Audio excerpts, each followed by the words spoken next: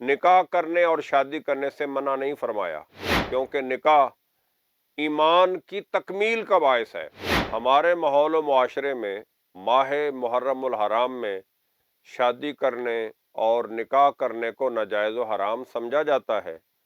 اور کہا جاتا ہے کہ یہ سوگ کا مہینہ ہے، غم کا مہینہ ہے، اس لیے اس میں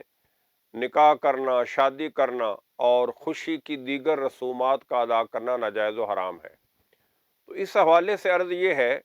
کہ اسلام نے کسی مہینے میں اور مہینے کے کسی دن میں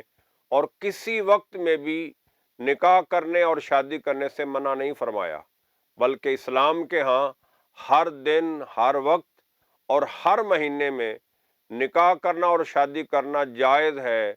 اور مستحسن عمل ہے، کیونکہ نکاح ایمان کی تکمیل کا باعث ہے۔ رسول اللہ صلی اللہ علیہ وسلم نے فرمایا، ان نکاح نصف الایمان، نکاح آدھا ایمان ہے، یعنی شادی کرنے سے پہلے ایک بندہ مومن کا نکاح کامل نہیں ہوتا، اس کا ایمان پورا نہیں ہوتا۔ جب وہ نکاح کر لیتا ہے تو اس کے ایمان کو تکمیل ملتی ہے۔ تو وہ کام جو کسی انسان کی، کسی مسلمان کی ایمان کی تکمیل کا باعث بنے، اس کام کے کرنے سے اسلام کیوں منع کرے گا؟ لہذا ماہ محرم الحرام میں بھی نکاح کرنا اور شادی کرنا اسی طرح جائز ہے جس طرح دیگر سال کے 11 مہینوں میں جائز و مستحسن ہے، بلکہ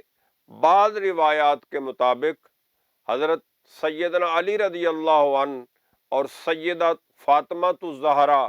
رضی اللہ عنہا کا جو نکاح ہے، سن 2 ہجری کو رسول اللہ صلی اللہ علیہ وسلم نے ماہ محرم الحرام میں کیا ہے۔ تو ماہ محرم الحرام میں نکاح کرنا، شادی کرنا اور دیگر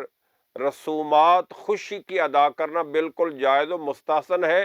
اور ماہ محرم غم کا یا سوگ کا مہینہ نہیں ہے،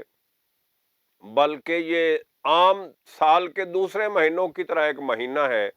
اور اس مہینے میں یہ سارے کام جائز ہیں جو باقی مہینوں میں جائز ہیں۔